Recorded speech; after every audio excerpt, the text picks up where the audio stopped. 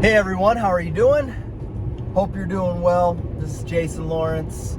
Want to talk today about finding a home plan for your spec home or your home build.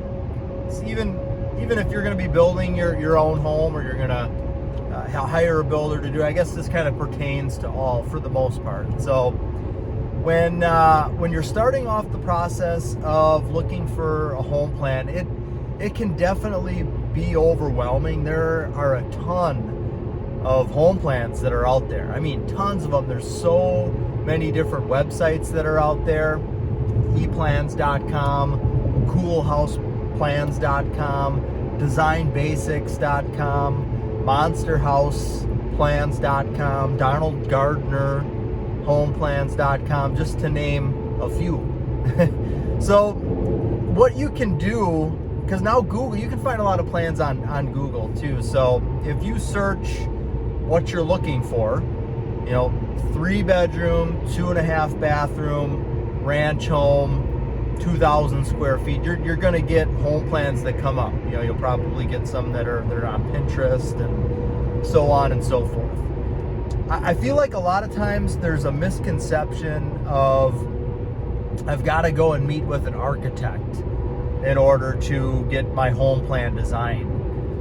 And because of what I just mentioned, because of how many home plans are already out there and designed, it's almost all been done. I mean, with as many plans that are out there, it's almost everything has been done. Now, yeah, you're gonna have to look through things, and you might want to go through that process of meeting with an architect. And basically what that looks like is you're sitting down with somebody. They have a designer type mind as well, so they're not just somebody that they're going to be putting together a full set of detailed blueprints for you. A lot of times they're not always the best at doing that. They're more so listening to what you have got to say, listening to what you want, and then creating the floor plan. And then drawing it, creating a first draft, like a preliminary plan, and then taking it to a point where it's a full set of working blueprints. Now, here are the downfalls of meeting with an architect. And I apologize if there are any architects that are out there. I don't mean to offend, and I'm not trying to belittle or anything like that. But for the most part, for what most people are looking to do, an architect is not needed. The downfalls of meeting with an architect is usually it's going to be expensive. They're creating something from scratch. They're going to be spending a lot of time on it. They definitely, in most cases, they deserve what they're going to be getting paid to do that. But if you can just find something that's online that is already kind of what you're looking for, why would you spend, let's just say, $10,000 to have an architect design the home? So what my theory and what we usually do is we'll find a home plan and we'll buy the license to build that home one time. So you can get that online. Any of these floor plan sites, they do also have an option for you to buy the full set of blueprints, but I wouldn't do that. Maybe the like Design Basics, for example, maybe they're based out of Texas. I don't know that to be true, but maybe they're based out of Texas. So if they're drawing a full set of blueprints for me here in southeastern Wisconsin, it's not really going to be to the standards that we normally have a blueprint drawn up. So I'll most likely have to have that blueprint redrawn by a draftsman. And I'll explain the differences between an architect and a draftsman. But I wouldn't want to pay, $2,000 to buy a full set of blueprints and then pay a draftsman, $2,500 to redraft that set of blueprints. I would rather buy the license to build that home one time, which is going to be $1,000. You're going to save $1,000. You're still going to pay the draftsman the same amount to turn that home design into a full working set of blueprints. Now, when you're on these online plan sites, you can just print off a flat. You can search all of these homes. So there's different criteria that you can check. So if you're on eplans.com, you can put in the range of square footage that you're looking for. If it's a 1-story or 2-story, how many bedrooms, how many bathrooms, and then it'll pull up a bunch of plans that fit that criteria. And really what you can do is once you find a plan that, or a design that you like, there's an option to print it, and it basically prints you off a flyer that, gives you all of the details as far as the square footage that it is, the overall width and depth. You can print off that flyer, and maybe you've got some changes you want to make to it. Maybe you found the perfect plan, but it's 1,800 square feet and you need to be 2,100 square feet in the subdivision you're going to be building in. So then you can just make a note on there, need to be 2,100 square feet, make everything this much bigger. Or maybe you identify that the bedrooms are too small, they're only 11 feet wide, you'd like to have them 12 feet wide. You can make some notes and kind of mark up the plan, send it to the draftsman. He'll take that design, he'll send you back a preliminary plan. So really quick, I just want to jump in. You can find everything I'm talking about plus tons more detail in my membership service that I offer. I've got 3 different tiers that I offer. One of them includes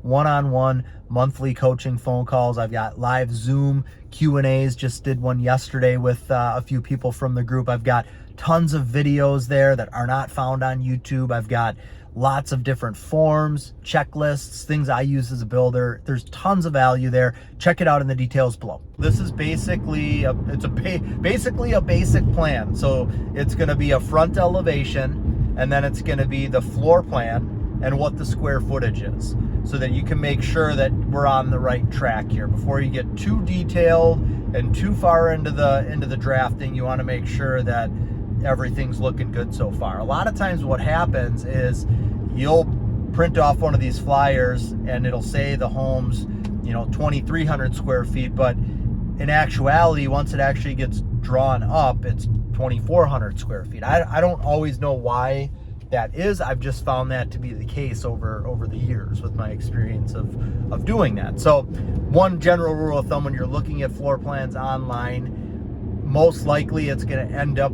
becoming, larger than what the square footage online calls it for. So and then once you get that preliminary plan back from the draftsman, okay, everything looks good with it, or maybe you've got a few little changes to make there. Once you're done making changes to that and everything looks good, then he can draft the full set of blueprints. And by full set of blueprints, I mean a foundation plan, whether it's slab on grade, crawl space, full basement, electrical plan, the overall view of the first floor or main floor and second floor if there is one, full details on everything. Maybe there's a cabinet layout that's going to go in there as well. But basically the full set of blueprints is a plan that has enough detail on it to where the house can be built off of that. Now, sometimes draftsmen don't do electrical plans. That could be something once you get the blueprint and you've got an electrician that you're going to use, you could send him the plan and he can kind of fill in where all of the outlets and lights are going to be, and maybe that helps him do his bid too. So the difference between a draftsman and an architect, in my opinion. So an architect is somebody you're sitting down with, they're designing this house from scratch, and that's their main service. They're helping you basically design the home. The draftsman, not that they can't do this, because I've got 2 draftsmen that I use, or 1 that I use now. Had another one before, but they're both very good. They've been doing it for a while. Somebody could sit down with them and they could kind of do the same thing as an architect, where they could kind of take and listen to what somebody's saying. They've drafted hundreds and probably thousands of homes, so they've got these things coming into their head like, oh yeah, this from that one, this from that. So they can help design a home. But for the most part, the draftsman is basically going to take your design. He's not creating a design. He's taking your design, your concept. He's turning that into a full set of blueprints. He's charging a certain amount per square foot. A 2,500 square foot ranch is probably going to be around, $2,500 to $3,000, depending on, complexity of it. The architect, a lot of times, we've had clients that have met with architects, designed the home, they've paid, $10,000, $12,000, and they've got a full set of blueprints, but they're not to the same, maybe there's too much, maybe there's not enough detail with it.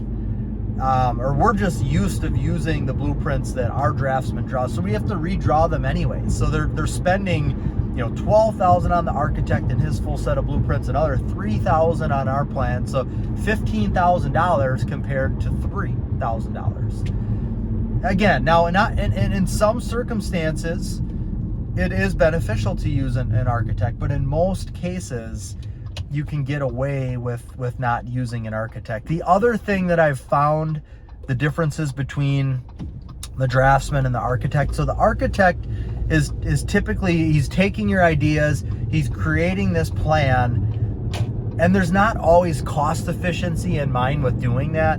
If I say, I want my home to have 25-foot ceilings and I want my great room to be 19 feet wide.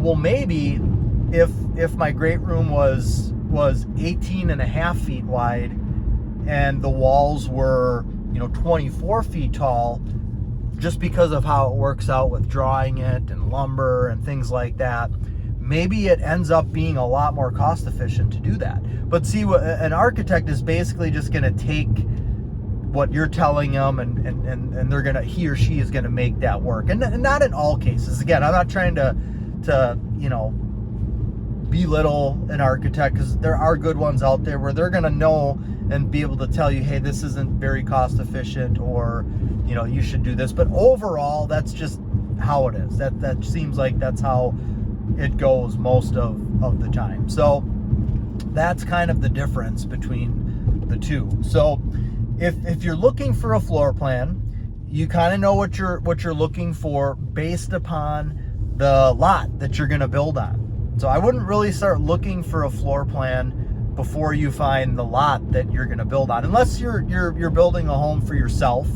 and your family. For a spec home, you're going to want to find the lot first and know what's surrounding you before you choose the home plan that you pick.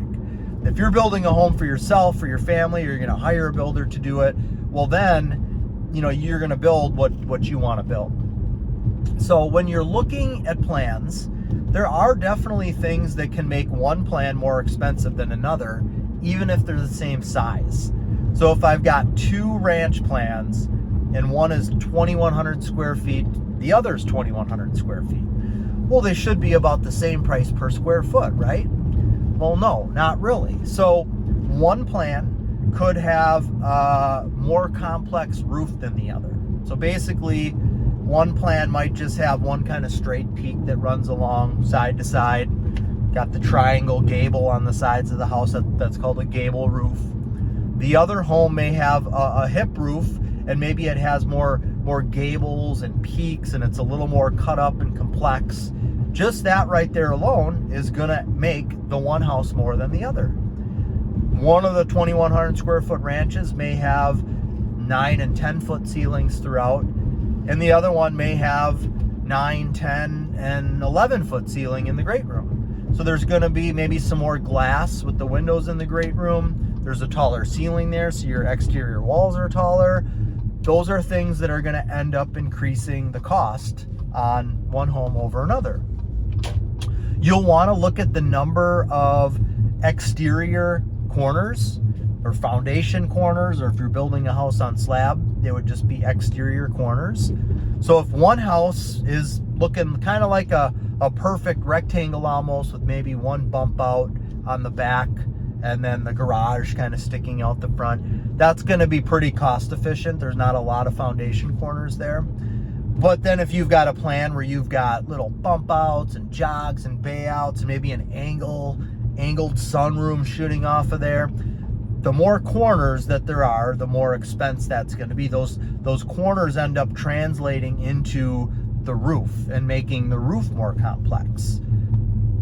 One home may have a dormer on the roof. So basically what that looks like, it looks like a mini little roof on top of the roof. It almost looks like maybe the home's a two-story home because there's windows in it, but it's really just for aesthetics to, you know, to make the house look good. And the other one may not have that. So there's all these different things that you want to look for that are going to kind of add up and could make one home build a lot more expensive than the other. And maybe you're somebody, especially for a spec home, you know, for a spec home, you're building something to sell, you want to be cost efficient with that. Now, yes, at the same time, depending on where you're building and what the price point is, you don't want to go too cheap and cheap out and not kind of match your surroundings. But at the same time, you definitely don't want to go overboard either.